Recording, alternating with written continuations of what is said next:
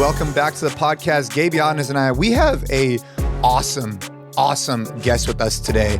And, this guest came about through a referral through one of the members through the Train Hard community. His name is Carson. And he sent us a message. He's like, listen, I need you guys to talk to this guy. He is just a total badass.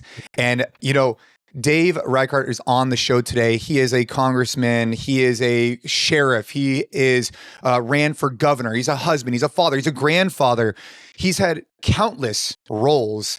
And I'm just really excited to dive into your background. But one thing that stood out to me, probably the most, I think, after listening to a lot about you, you've definitely overcame a lot of adversity. But one of the things that stuck out was that you said since you were 12 years old, you've been training early every day. And that stuck with me because we on this show, we really preach this idea that if you can wake early, train hard, it just sets you up for success moving forward. And especially with your background in law enforcement, I'd love to hear from you why fitness is this anchor that starts your morning and why it's been an anchor for you through sports, playing, I believe it was football, basketball, and then how that's evolved over the years.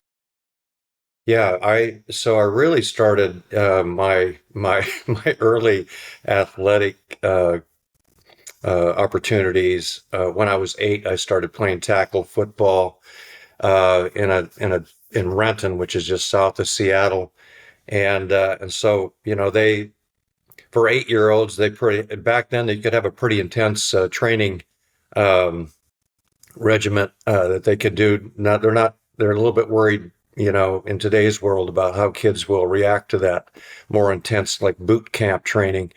But from 12, I really realized that for me, working out, exercising, keeping in good physical shape helped me keep alert mentally and spiritually both. And then as I grew a little bit older, having a job and going to work and having a family, to me, the most important thing to do is to stay physically fit, to continue to, to be safe on the job, provide for my family. And it was a stress reliever, too, and a kind of a mind clearer, an opening of your mind as you're listening to music, relaxing, working out. Those endorphins get going and you're ready for the day. And I know that it was, I don't know, probably 20 years ago, someone mentioned to me the idea of, their little quote was, and I've used it a lot, how do you stay in shape? What do you do? And I said, look, the key is mind over mattress. Mind over mattress. I like that. Right. I love that. because looking at you, if you're not watching this on camera, you look like you're in great shape right now. And I know you walk, I know you lift weights, but if you don't mind me asking, how old, just for everybody knowing, you're how old? I'm 74. I'll be 75 in a couple months. So I know many 70-year-olds who can't even do a fraction of what I know you're doing. And it's like the best anti-aging cream. You just staying physically fit is incredible. So shout out to you for you to be doing that for so many years. That's awesome. Incredible. Anyways, I wanted to go ahead, Gabe. And I was just going to say, it's kind of because you do that stuff for that many years that you can continue to do it for so many years. And that's not to say that it's ever too late to start, but it's just a testament of, we always talk about making that investment early on. Like that's what allows it to, last for this long. And yeah, you're a huge testament to that. So that's really cool to hear. Yeah. Thank you. So Dave, you're the oldest of 7, and I was listening to you talk about the way, you were brought up. And at one point I heard you on one interview say that you were kidnapped, which was just like shocking for me to fathom. I don't know if I've talked to anybody who's ever been kidnapped before. And so that really took me aback, but I'm wondering if we could go back in time, because you've dedicated your life to service, if you ask me, through law enforcement, and then obviously through, the Congress, and then now wanting to, run for governor. And I'm curious where that came from. Why did you choose a line of service, protecting others, being a sheriff? And then how did that relate to the way you were raised and, in the house?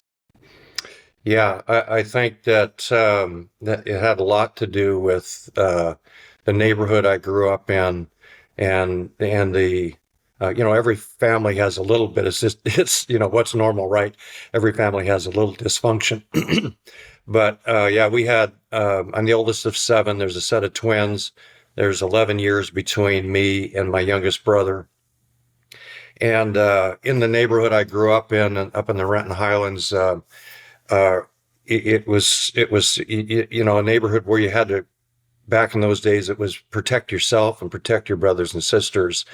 And so I grew up learning to fight, and also being victim of domestic violence, a survivor of domestic violence, as they say today, protecting my younger brothers and sisters, hiding them away in a closet, putting pillows and blankets and coats over their head so they wouldn't hear the screaming, and then also protecting them from some of the bullies in the neighborhood.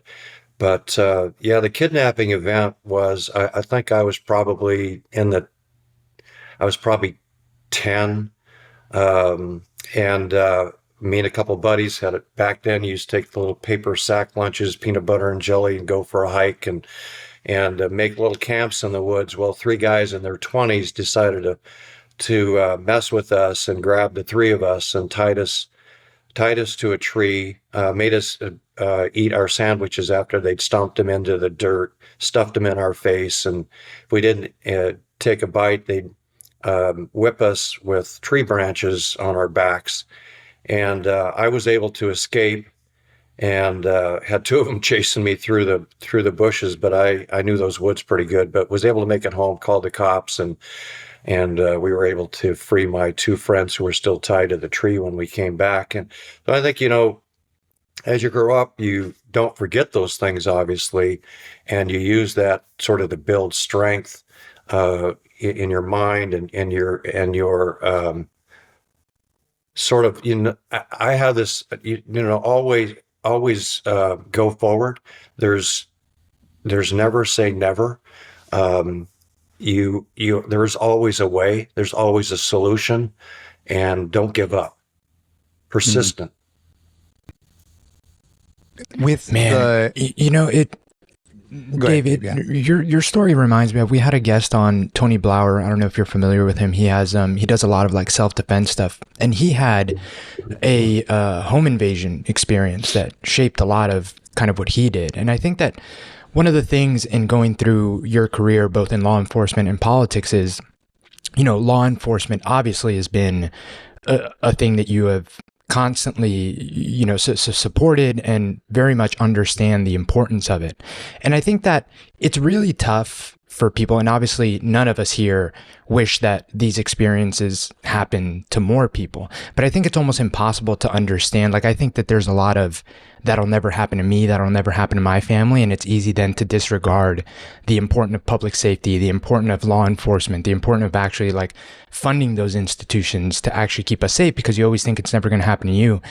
How do you think that experience early on shaped and influenced what's been kind of a cornerstone of your career? And how do you bridge that gap of, many, many people just maybe not understanding that stuff like that does happen, it still happens, and the importance of preventing it and having kind of institutions that can help prevent it?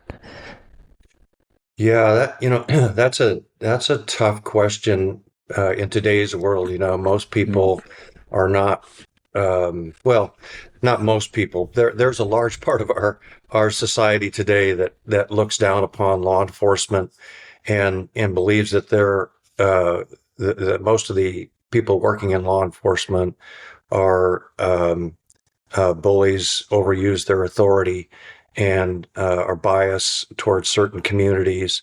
And is it true that yes, some police officers are? Yes, it is true. The fact is that we hire from the human race, and the human race has imperfect people. And no matter how diligent you are in hiring people, I did that for 8 years as the sheriff. As you try to get the most qualified, the most caring, the most compassionate, the most servant-oriented people, I like to call the people that I was, trying to hire, who they were people who had the heart of a servant, who understood that when they came to the police department, the sheriff's office, that they were there to serve. And I'll tell you that I've had the opportunity to work with law enforcement agencies across the country in my career, even still today, talk to law enforcement agencies across the country and in other parts of the world. And I'll tell you that the United States has the most professional, caring, compassionate law enforcement community that you could ever want and ask for. But it is up to the community to hold those individuals within that police community accountable and responsible for their actions too. And so, working together, I think that's the key. When you say it's how do you bridge that gap? It's going into the community, building that relationship with the community, building the trust between the community members and the law enforcement officers, learning that cops are just human beings too. They can make mistakes. They have families. They can be afraid sometimes when they're out there. They face dangers that most citizens couldn't even imagine to face each day as they go out to work.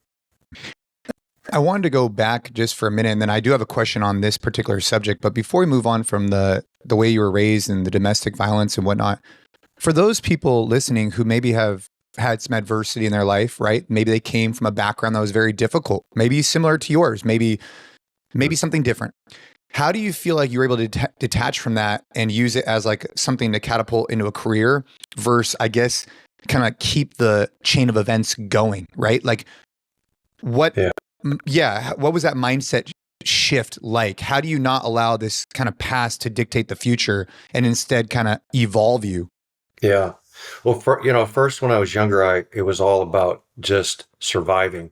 So when I ran away from home, when I was in high school, a senior in high school, I wasn't paying attention to my grades. Obviously I was just trying to make it through that turmoil, but I continued to go to school. And the thing that kept me in school, I like to joke, first were girls and right. And second, it was football. And I played basketball, baseball, but football really was the sport that I loved. And those two things kept me going back, kept me in school, helped me to graduate. So in the beginning, it was finding something that was physically demanding, that I connected to, and it was also the thought of I've got to make it. And I think as I grew a little older. In fact, when I moved on to the junior college, I went to Oregon and played football, basketball there. I met a woman there. We were 18 when we met. We're still married today. We got married as we graduated, and we've been married. It'll be 55 years in June. And she's the one who really started to turn me from the idea that I had to physically fight to protect my identity, protect my name, to protect my sort of ego, and really help me focus on my faith. So I think number one for me was really meeting someone who of a strong faith.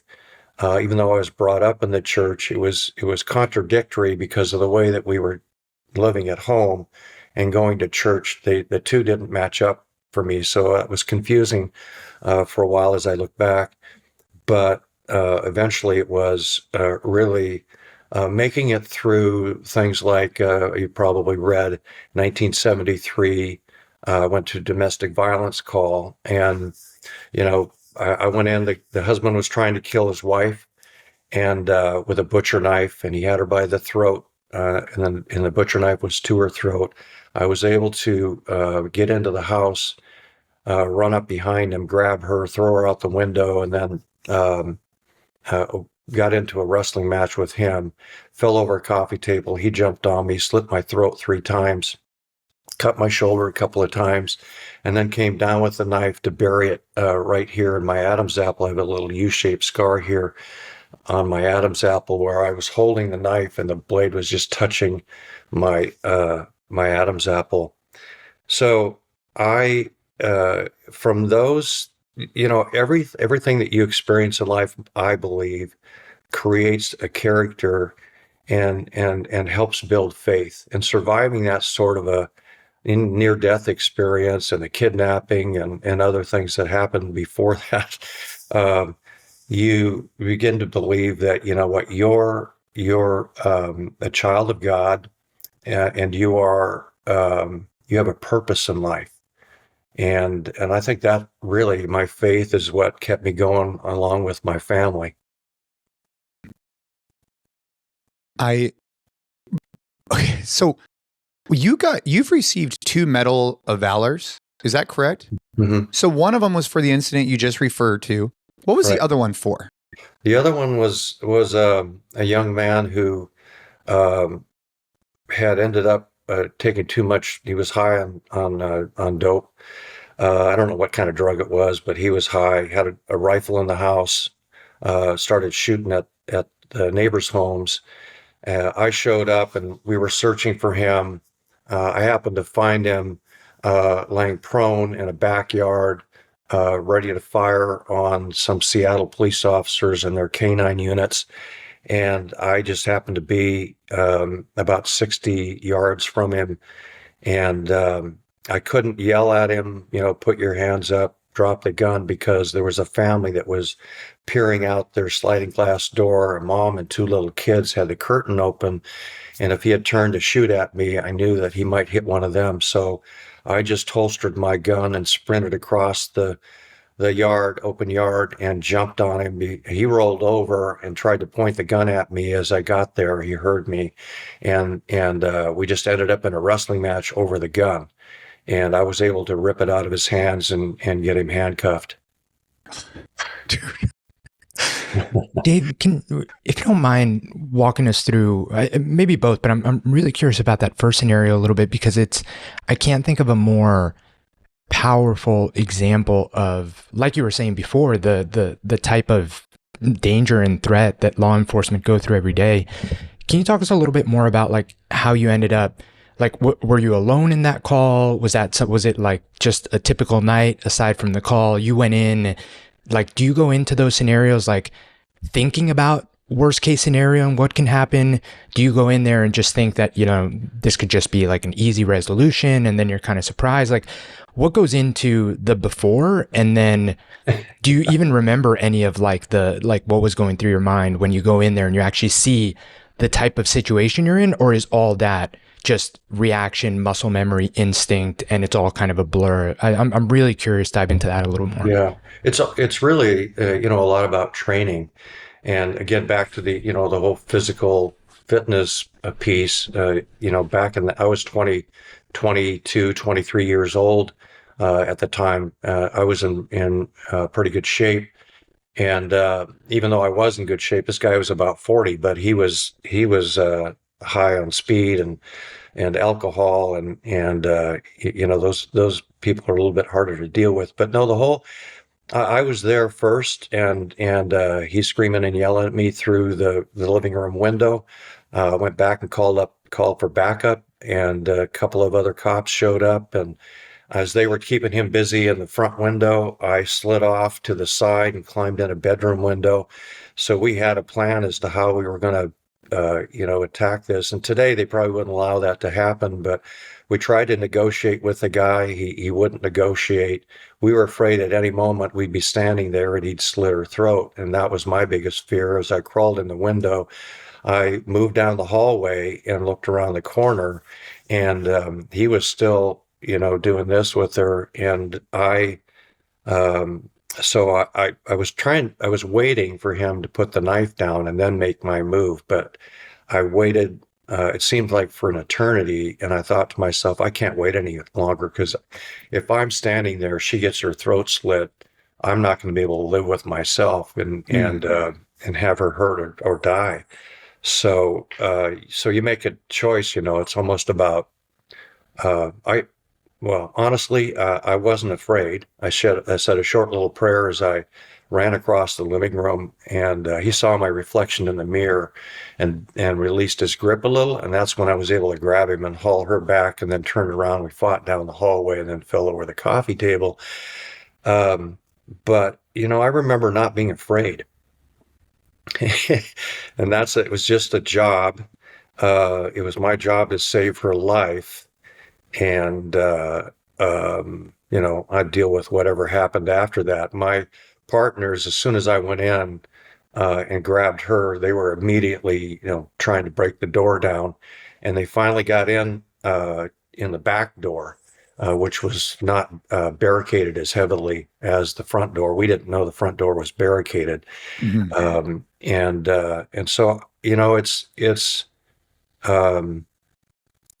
Yeah, I had a similar incident where a woman was being beaten by her husband, and I showed up, and they could hear the screaming and yelling from the yard as I opened my car door, my police car, to go out and knock on the door, and she couldn't open the door because he had a hold of her.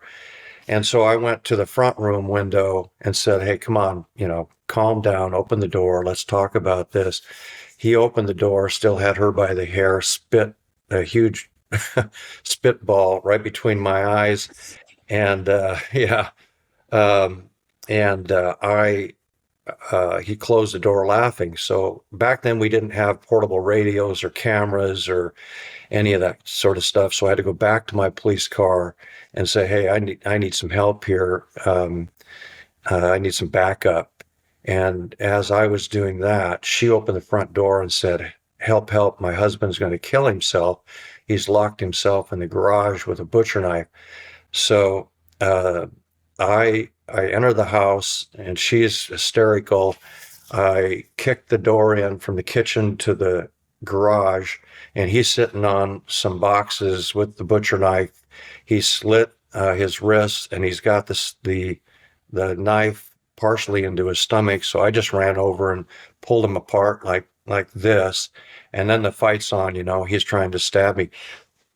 By that time I had a vest, and he's just slit me across the waist, but just cut my shirt and hit the vest. I wasn't wounded at all. Then the neighbor heard the commotion, and the guy was yelling police brutality. And I had a hold of him like this. The wife was screaming, and back then there was no 911. So I was telling her to call the communications center, yelling out, a phone number with all the digits. No. Call 206-34. What a different time, huh? Oh yeah, Wow. she's getting the numbers all mixed up, and fortunately for me, the neighbor came in, jumped on my back, had me in a chokehold while I'm holding this guy. And shortly after that, my partner showed up and was able to rip the guy off my back, and we took 2 guys to jail. But it's and every cop can tell you stories like I'm sharing with you. And again, I was in good physical shape and I had a good mental attitude, and my whole thing was about I wanted to save lives. And I think most cops that you talk to will tell you, it's all about, I want to help people. I just want to help.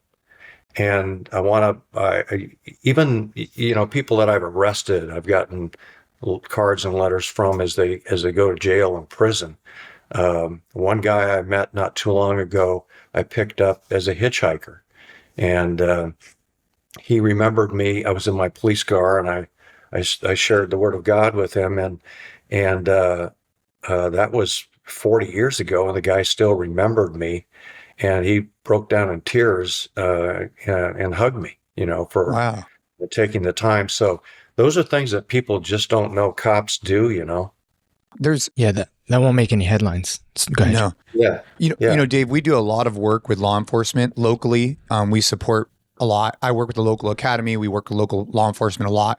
Oh, We great. also work with CBP on a regular basis. And I'm curious your thoughts on, I agree with you. You said a story that I think just kind of hit home to me.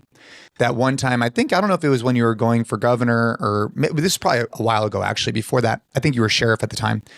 You were talking to a group of LGBTQ group, and maybe you had a difference of opinion, right? And you said something on the lines of like, "Hey, you and I, we might disagree on things, but when we leave here today, if your life is on the line, I will give my life to protect your life."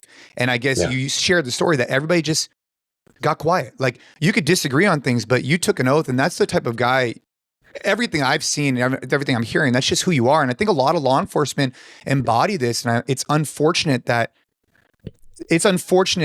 some situations have just drawn negative attention. I think we need more training for law enforcement, more resources, and to help them so they have better command presence and whatnot. So anyways, I'm curious your thoughts on how it's evolved over the years, because you're sharing stories from before you had walking, nowadays you got body cameras, you got all this stuff going on. How do you see law enforcement evolving over the last 40, 50 years? And where do you think it's going to go? Because I'm concerned that, they have all these tools, but I think that we forget at times the basic one, which is the foundation of fitness and this idea of command presence. One of your take there. Yeah. And I do think that, so as a lot of technology, obviously, and just a lot of attacks by certain members of the community on law enforcement have kind of created a separation. It's like, okay, the cops aren't qualified to do this, so we're going to hire, in the city of Seattle, they've hired city ambassadors to roam the streets and kind of the buffer between the police department and the community, because it's a bad thing if the cops, are roaming the streets, they're intimidating, they're looked at more as people who are there to intimidate people and arrest people and not to help people. And I think if we get back to the idea of cops are really there to engage with the community. First of all, their mission is to be proactive in reducing crime. And one of the ways you do that is to build trust with the police department, between the police department and community. But as far as the command presence goes, I think that, being mentally, emotionally prepared for the job goes along with physically prepared for the job. All three of those things, and for me, spiritually prepared. All four of those things have to be, I think, embodied in a law enforcement officer if you're going to really succeed and be able to handle some of the real stressful aspects of the job. And when you have a faith, when you have mine happens to be a Christian faith, but when you understand that a higher being, our God, has created each one of us, and in my opinion, we are all children of God. And that viewpoint, for me, everyone is equal. I don't care what position you have in life, what your title is, what job you do. We are all equal, and we've been given certain talents and abilities, and we've been given things to do in this world that we live in, and we should dedicate those talents and abilities to God. That's the way I've approached my career, and I think it helps create, for me. You understand. Having gone through the things that I have in my early life, I really can connect with people who have left home.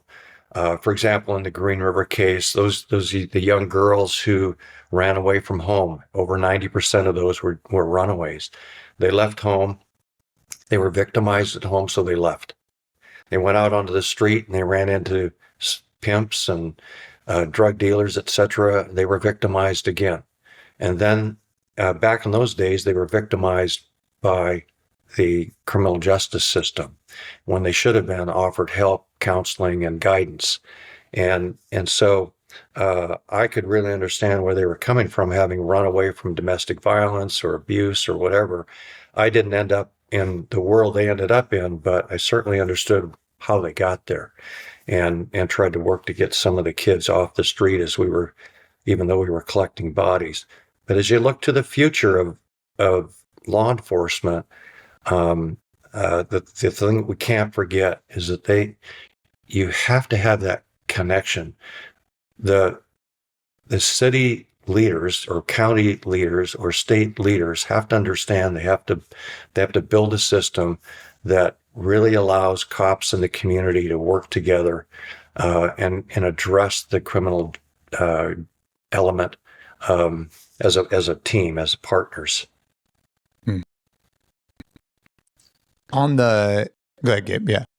No, just such a powerful message. I wanted to move on to another question. So if you want to stay here, go ahead. Oh, no, I was just going to talk about the Green River Task Force, but yeah. No, we should do that first since you mentioned it. Yeah. I'm super curious. So I was obviously the Green River Task Force that you were, I believe you led up, and for 20 years, this is what kind of shocked me.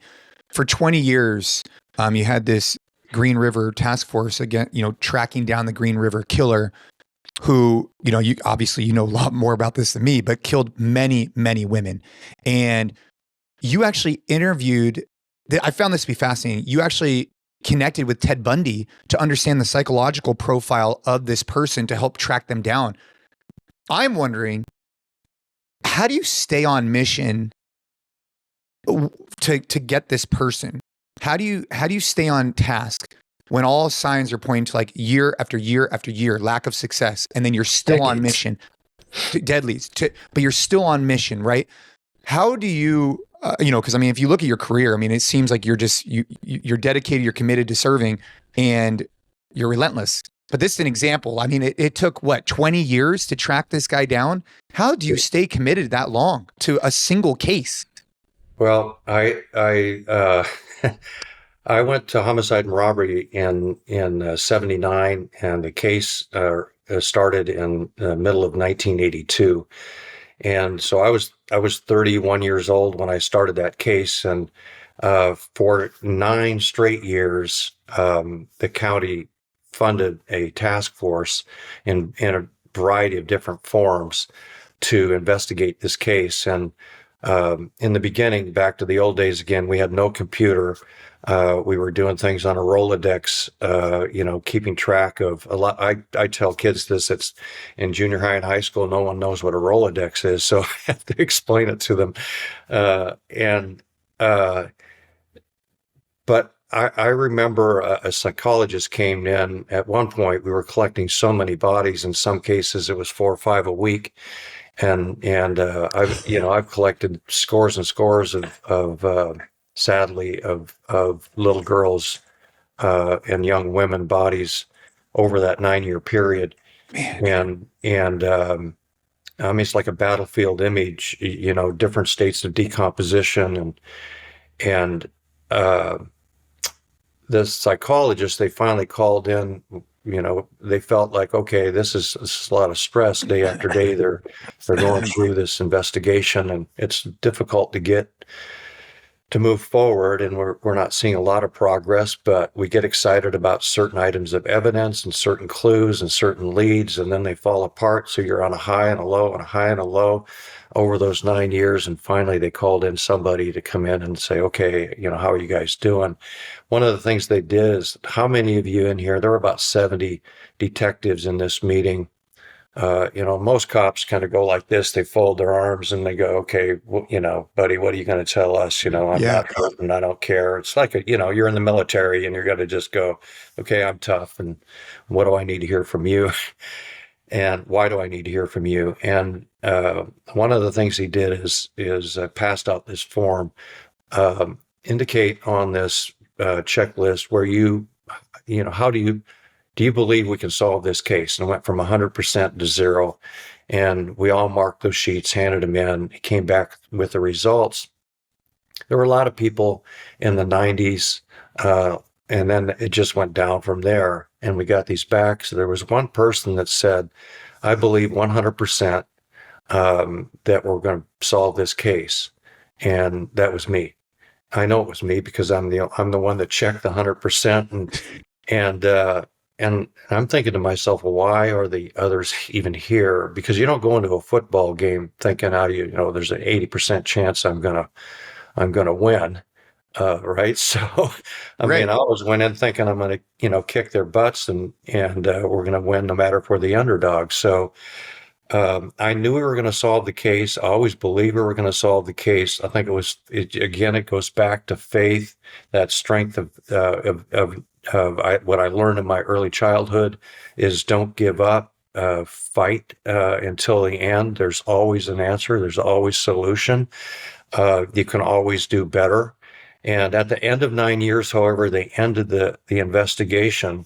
I was promoted out, and I still, in my patrol car as a sergeant on graveyard shift in the Burien White Center area where a lot of the girls were missing and found, bodies were found. My focus at night was driving around to each one of those sites and checking those sites, hoping to catch the killer in the act. And I was still taking tips and forwarding tips to the downtown investigative unit, homicide, major crimes unit then. And finally, long story short, I ended up as the sheriff over some interesting developments politically. I ended up as the first appointed sheriff and then first elected sheriff in Kane County, and I reopened the case in 1997 or 8, and DNA was new science. We submitted some evidence that we'd collected in 1982 and 1987, and we submitted that to the lab. And they came back with a hit on Ridgway, and we put him under surveillance for a couple of months. He hit again. He was out still picking up young girls on the street. We decided we better pick him up because we didn't want anyone disappearing and getting hurt. So we grabbed him, arrested him, and he pled guilty to, at this point, he's pled guilty to 49 murders. We closed 51 cases. We couldn't charge the other two, didn't quite have enough evidence, but I think he's responsible for probably somewhere in the mid 60s. He hasn't admitted to all of the cases, but I don't know. I just believe there's always a way to get something done. We're never going to give up, and we were blessed to find a solution. I don't know why it took so long, but God has a plan.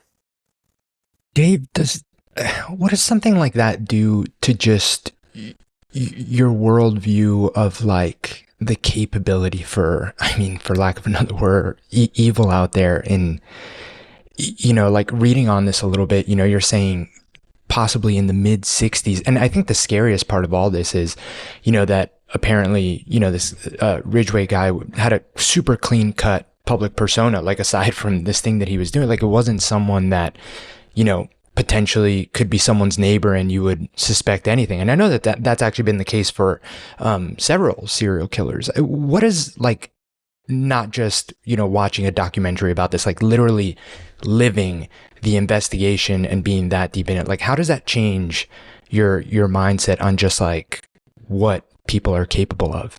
Yeah. Well, there are, some investigators left the case. They came in thinking that it could be solved in 6 months and didn't see any solution and said, I'm not going to spend my entire career here working on this. I've got a career and a life. And I totally understand that. It's whatever is good for you. They had to leave, and others came in. I started in 82. Others came in 84 and stayed till the end of 99. And then I called them back again. In 1990, and I called them back again and whether 97 or 98, they were ready and willing to go.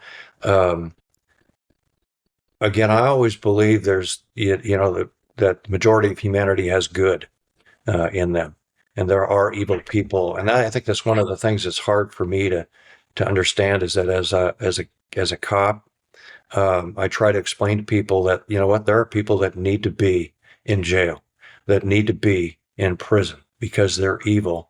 They want to hurt people. They're not going to all of a sudden turn their lives around, and you can release them from prison, and you can feel like, okay, they're going to be a productive member of society. Some people can, and I think everybody deserves a second chance, and sometimes 3 chances. But you can't let these pure evil people out of prison, like Ted Bundy, like Ridgway, and some others, because they will kill again. They will hurt somebody. And we have a responsibility. And I know in today's world, we feel like, keeping somebody in prison is cruel and unusual punishment. But having looked into the eyes of Ted Bundy and Ridgway, I disagree with that. Those are two people that definitely should be, of course, Bundy was executed in Florida. Dude, you've talked about faith quite a bit. Definitely wanted to make sure we touch base on that, but I want to go back for just a moment, if possible, to your relationship with your wife. And my wife and I, we met in high school, and we got married right out of college. So similar-ish to you, but just I haven't been in it as long, right? And now you guys have multiple kids, grandchildren, huge blessing. And Gabe has 2 children. I have 2 children as well.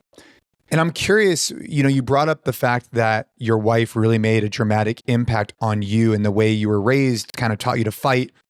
And then you met her and it changed your perspective on things. And the way that we feel is that having a strong spouse by your side, someone who's always got your back, really unlocks the potential in a guy or a girl, vice versa, to really be their best self. And I'm wondering, through your relationship, I imagine she's made a lot of sacrifices because of your career and all the things, right? But now looking at it, and I love getting insight from guys who are doing it really well and ahead of me.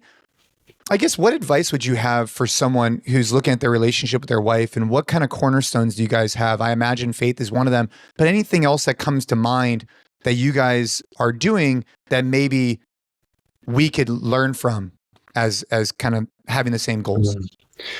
Yeah, well, faith, again, that's number one. We share the same faith, and I think, that to me is probably the cornerstone of at least for our marriage, and I would suggest possibly for almost any marriage, is to share this common faith and the opportunity to pray together, and look for God's will in your life. So it's not something that's personally that I'm seeking, but Julie and I together are praying for God's will. Where do you lead us? Because when I served in the Air Force, when I served in the sheriff's office, when I served in Congress, when I ran for governor, when I was working in Central America on human trafficking and working with those governments, after I left Congress, each time Julie and I were looking for God's lead. Where do you lead me? And we're currently in a place, after not winning the governor's office here in Washington State as a conservative, pretty tough job to do. But we're currently now asking, okay, where do we go from here? So I think that cornerstone. And the other thing that strikes me as I remember back, when I first met Julie's parents, I came home we both came home. It was a Christmas holiday, and I had driven up. I lived in Canton, and she and her family lived in the Bellevue area. So I drove up there to visit, and as I'm there, the snow started falling, ended up with a big snowstorm. And so I had to spend the night because I couldn't drive home in the piece of junk car that I had. So, slept in the back bedroom, and when I got up in the morning, her mom was cooking, and I noticed that, and she's got 4 siblings, and I noticed that everyone was, I'll have pancakes, I'll have bacon and eggs, and I'll have this and I'll have that, and I'm going, man. So this is interesting, because what we ended up with, with 9 people and kind of struggling a little bit, puffed rice and powdered milk in the morning, maybe some oatmeal if we were lucky. But Julie's mother asked me, what would you like for breakfast, Dave? And I said, I'll just have a bowl of cereal. And she said, no, what do you have? And I insisted on the bowl of cereal. And she said, okay, they're in the cupboard. So I opened this cupboard up, and there's every kind of, there's sugar puffs, there's sugar pops and sugar smacks and corn flakes and sugar coated this and all the the cereals that we could never afford or buy. And I remember like it was opening the cabinet and this light came out and this voice angel started singing. I know it sounds a little bit crazy, but I'm going, holy smokes, these people are rich, and they weren't. They were just middle income people working in grocery stores, trying to make a living. But I remember that, and then I watched the family, and there was nobody yelling and screaming at each other. Nobody's upset in the morning, throwing food at each other. They're all sitting at the table. They prayed, and they all got along, and it was just a whole different environment. And that really struck me as coming from where I came from. And I know that her mother was a little bit worried about her marrying me because of my background, a little bit tougher side of the street. But yeah, so that, I think having that influence of her family really affected how I moved forward. And and all of the brothers and sisters, my brothers and sisters, pretty tight group too, and that all helped. I hope I didn't get sidetracked there and all that. No, I think I think what I resonated with is that I am curious on one thing that I want to ask a question about, but what I resonate with is that, dude, you're not just marrying the person, you're marrying the family, and you could get a lot. You could learn a lot from other families. Is kind of like the take, like. Just because this is the way you were raised doesn't mean that's the way that you have to kind of continue in the future. And you could see these incredible things other families do. Like, for example, my wife's family, my family is incredible in some ways, and my wife's family is incredible in others. And I think that we together come together and say, hey, how do we want to raise our children? What life do we want to give them? And you being open-minded and seeing that, I think, is beautiful. So that's awesome. Yeah, just like so you don't follow in your father's footsteps, right? You want to change the whole dynamic there and not repeat the mistakes that your mother and father made with that family. I mean, it's like we did. There were some good times in our family, but a lot of things that weren't so good. I have one last thing on this, and then I know we could talk about Congress and a bunch of other stuff. But when you say that you and your wife pray on things, I'm really curious, what does that mean to you? So you've taken up a lot of different roles. I mean, the way you just listed it is fascinating to me. And even, going for governor. And when you say that you and your wife pray on it, what does that look like? What does that mean? Like, how do you do that? Well, every morning we have devotion and a Bible study. And so we have a prayer before that. And right now we're in the book of Daniel, and we just finished Philippians and Colossians, and so that's our every morning we come together, we pray, for our children. Every night we pray for our children, for our grandkids. We have 6 great grandchildren too, by the way, and so we pray for our family, pray for my brothers and sisters. Some are going through some physical ailments, and pray for their healing. It's thank you, God, for all the opportunities and blessings that you provided for me and the life that I've had so far. We're both, essentially fairly healthy, and so thank you for my health.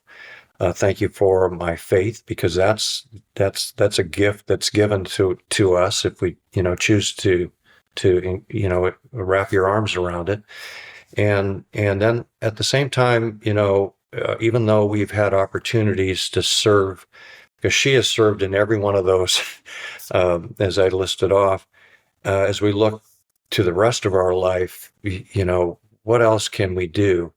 Lord, what's your direction? What's your will for the rest of our life? Is it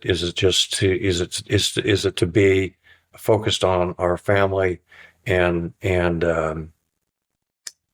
or is it something bigger than that again. Now, is it because a year and a half ago we were led to run for governor? I know for a year and a half, that's a tough thing to do, running statewide, 24/7, so I wasn't home a lot, and now that's ended. So what's the next thing? We don't know, and so we pray about that and give thanks for the life that we've had.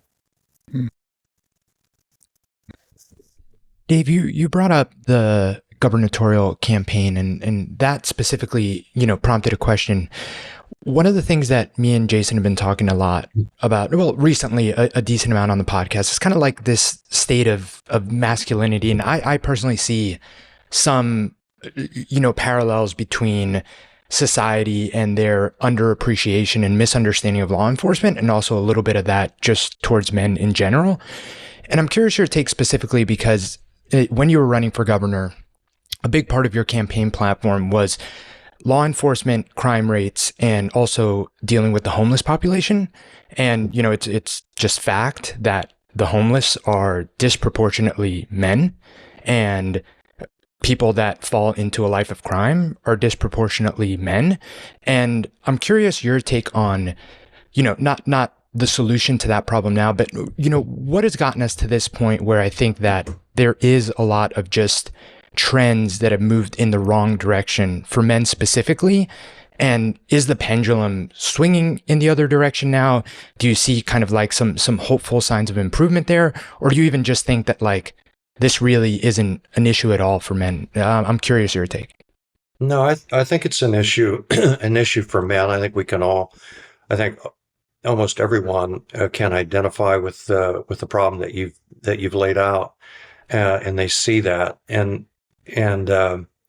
a lot of it has to do with, again, I go back to my Christian faith. Biblically speaking, the Bible strongly encourages families to be led by their fathers, and when you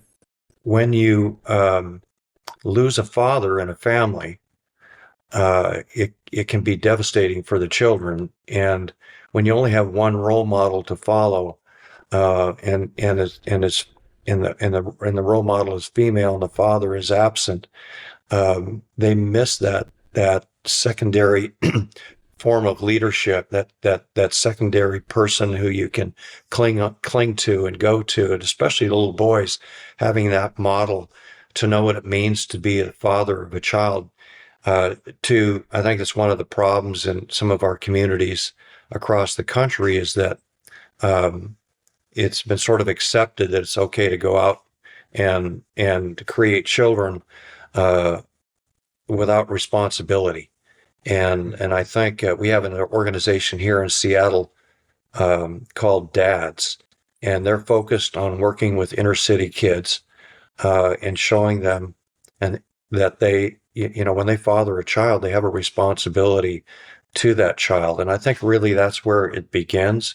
If you have that consistency at home, a consistent family life with leadership and core values, and teaching kids to respect each other, and respect the community, respect your parents. Just basic things like that. I think we have come to forget. The people that lead this DADS program, interesting story, Melvin and Jeanette. And I was a member of Congress, and my district was not downtown Seattle, but just outside of the city. They had called one day and wanted to know if they could meet with me, and we said, okay.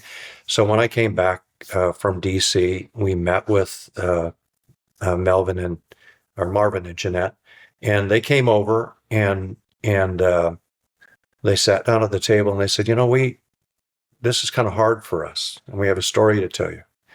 And so Jeanette started out and said, you and I met one time, and she explained that she was working the street back in the 80s, and I had met her on the street. Of course, I didn't remember her because I'd met hundreds and hundreds of young girls and women on the street back in those days.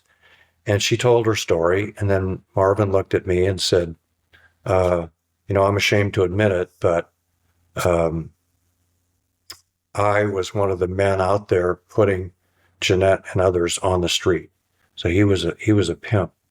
And they have found each other, and this is a very successful organization that they put together to reach out to those young men who have fathered children to show, and they've reconnected with their own children. So Jeanette and Marvin have both connected with their children and reignited their relationship with them. So he is now an example of this is how a family should look, and this is what I didn't do when I was younger. This is what I have now realized is the right thing to do, and I want to share that with everyone else. And this is how you raise a family. And it's just really powerful what the two of them have done together. So I do think that that's really the core of the problem, is that families have sort of disintegrated, and that focus on that dads and moms together. I'm wondering your take on that note, like with the social media in general, nowadays it seems like we could get connected as quickly as possible, but we're the least connected. And I'm curious from a family dynamics, looking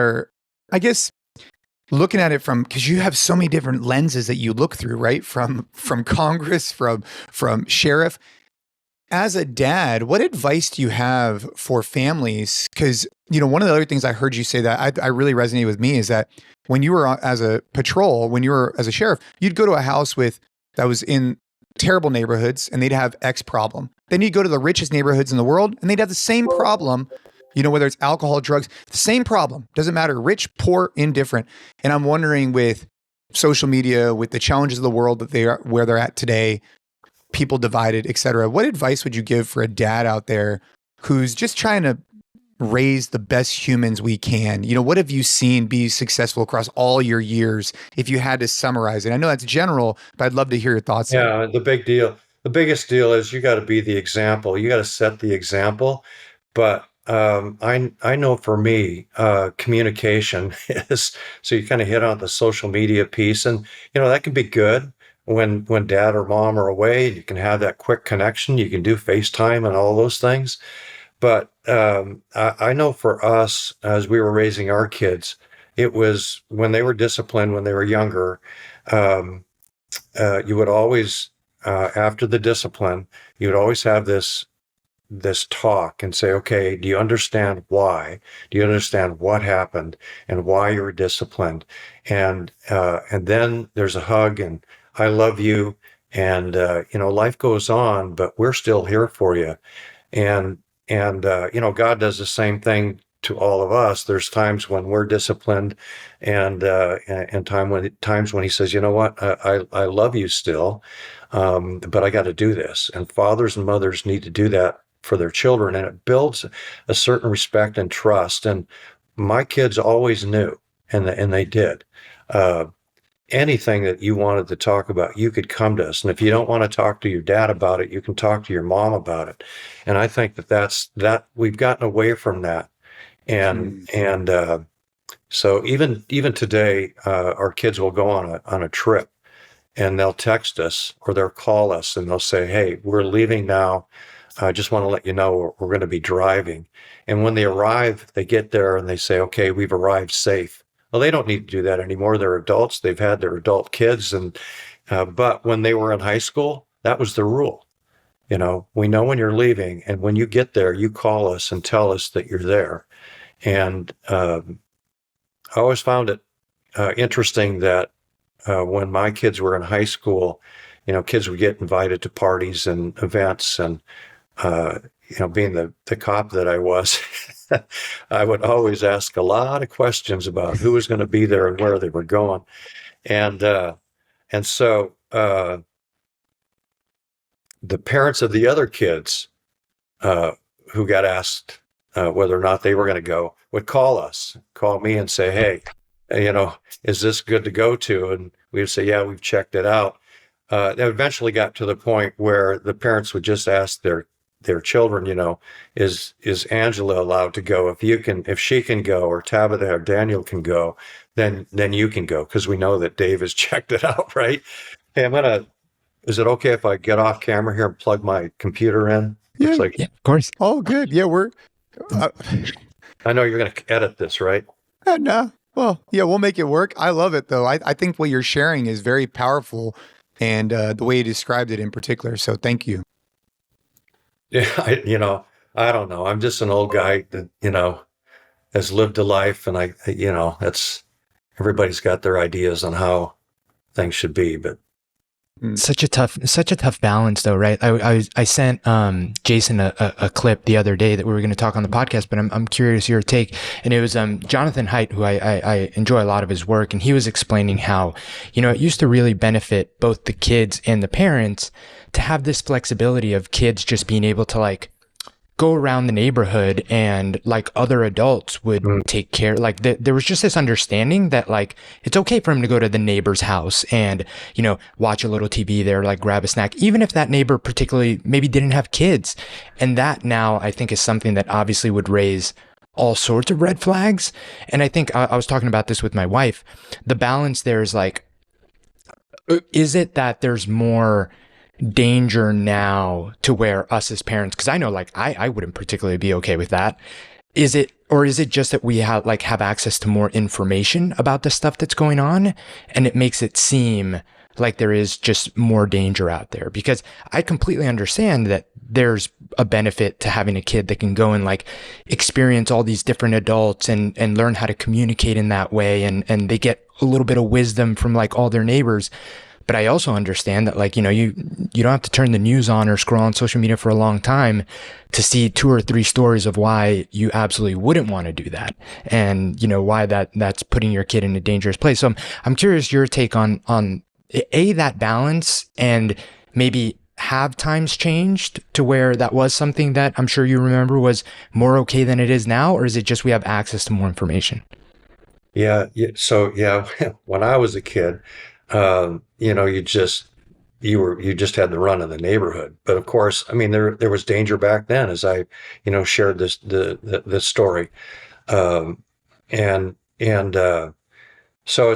I mean, the danger existed then, but I don't know if parents are really aware of the danger. And I'm not sure that it was quite as rampant as it is today. I think that social media has planted a lot of ideas in heads of people who maybe thought of these things and didn't have the courage to act them out.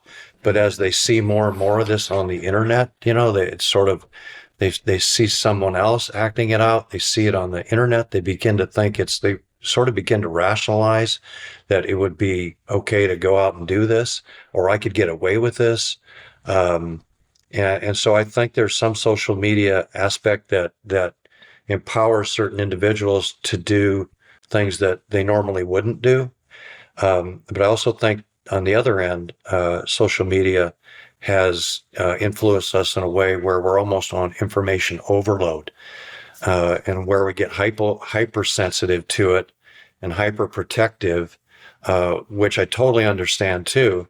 But then you kind of draw back, which goes back to the problem we were talking about before. You kind of draw everything back into yourself and into your family, and you withdraw from the community.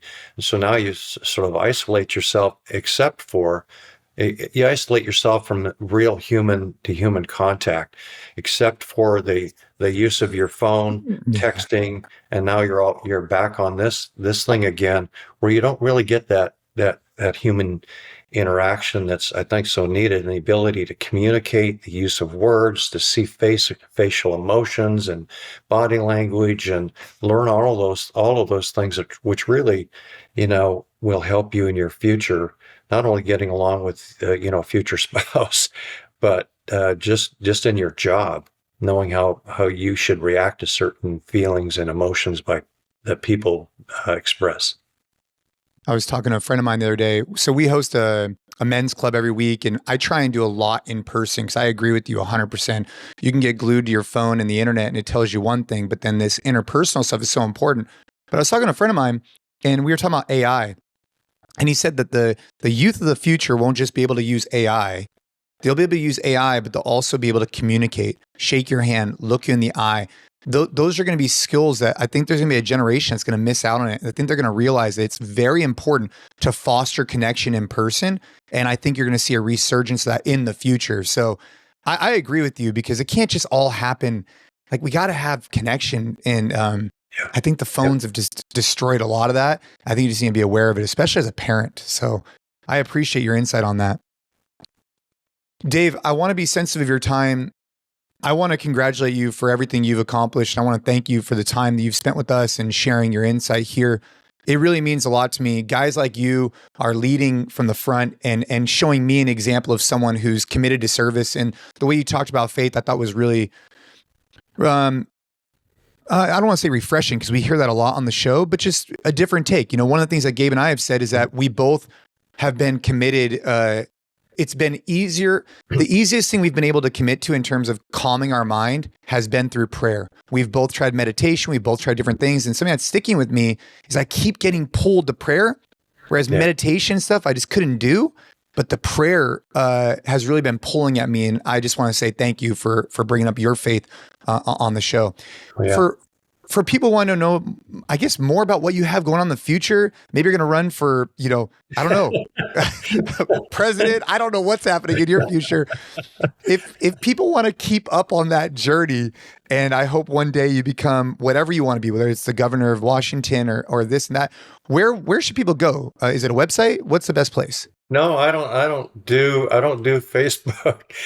So I don't have a website any longer. I only used websites for my campaigns and my positions that I held.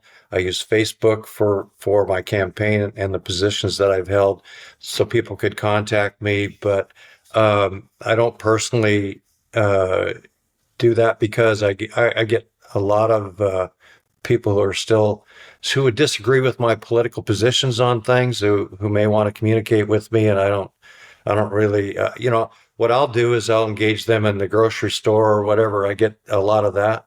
Again, that's an in-person thing, right? So I don't need all that stuff on the internet. Dave, one last question, because I think that you'd be a really interesting person to ask, is any good book recommendations? Oh, that's a great question, Gabe. Oh, well, I'll tell you,